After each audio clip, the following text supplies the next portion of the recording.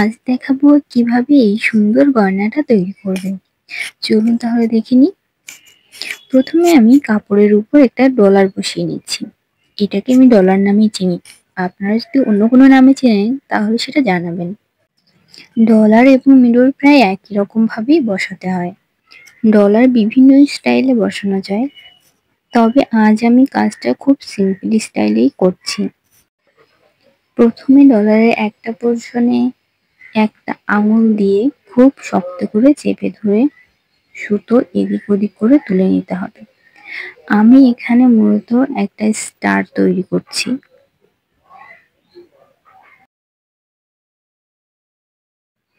একটু মন দিয়ে দেখলেই বুঝতে পারবে আমি স্টারটা কিভাবে তৈরি করছি।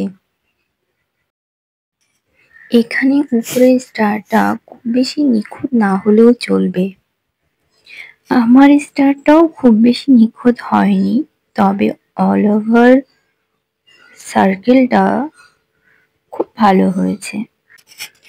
এখন আমার স্টার তৈরি করা প্রায় শেষ।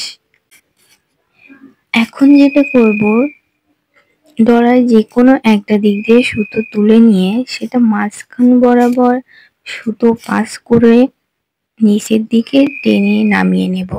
সব দিক দিয়ে একইভাবে সুতো টেনে টেনে নামিয়ে নিতে হবে, যেন পুরো সার্কেলটা সমান হয়। একটু দেখলেই বুঝতে পারবেন আমি কিভাবে কাজটা করছি।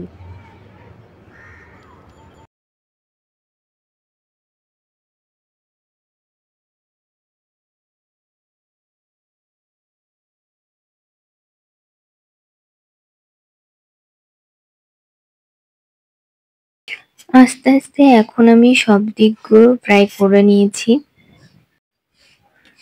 দেখতেই পাচ্ছ আমার কাজটা প্রায় কমপ্লিট হয়ে গেছে। এরপর এটাই হচ্ছে ডলার বসানোর এই ফাইনাল লুকটা।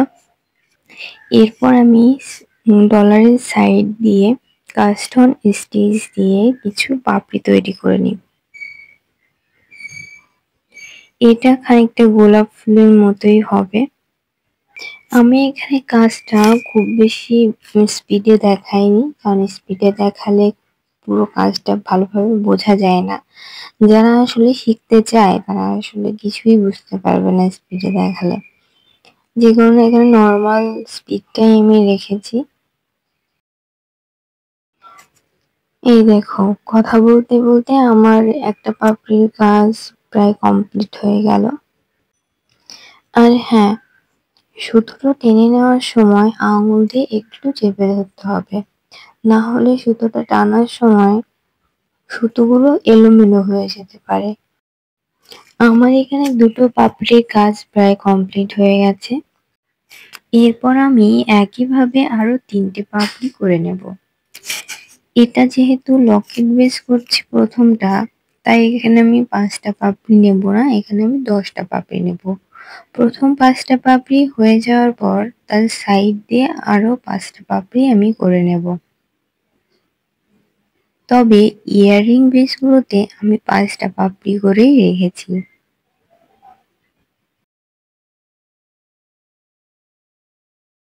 অনেকের মনে প্রশ্ন থাকতে পারে আমি দুটো সুচ এখানে কেন নিচ্ছি। দুটো সুচ নিচ্ছি এই কারণে যাতে পাপড়িগুলো একটু চওড়া হয়।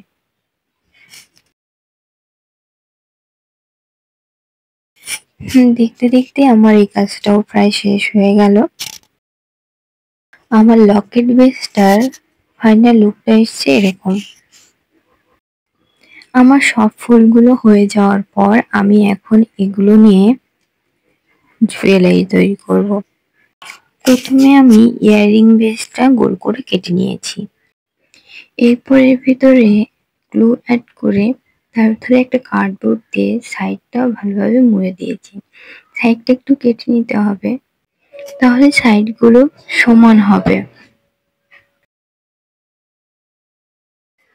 এরপর আমি উপরে আরেকটু গ্লু লাগিয়ে নিয়ে সব দিকটা সমানভাবে আটকে দিলাম।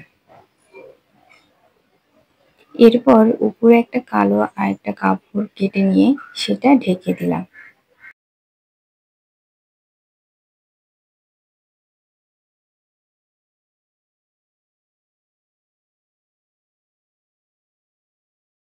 সবটা হয়ে যাওয়ার পর উপরে আরো একটু গ্লু নিয়ে একটা ইয়ারিং হুক লাগিয়ে দিলাম।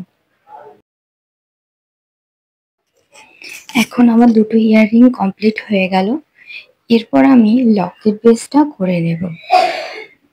তার জন্য প্রথম লকেট বেসটা গোল করে কেটে নিয়েছি, তার সাইডটাও একটু একটু করে কেটে নিচ্ছি।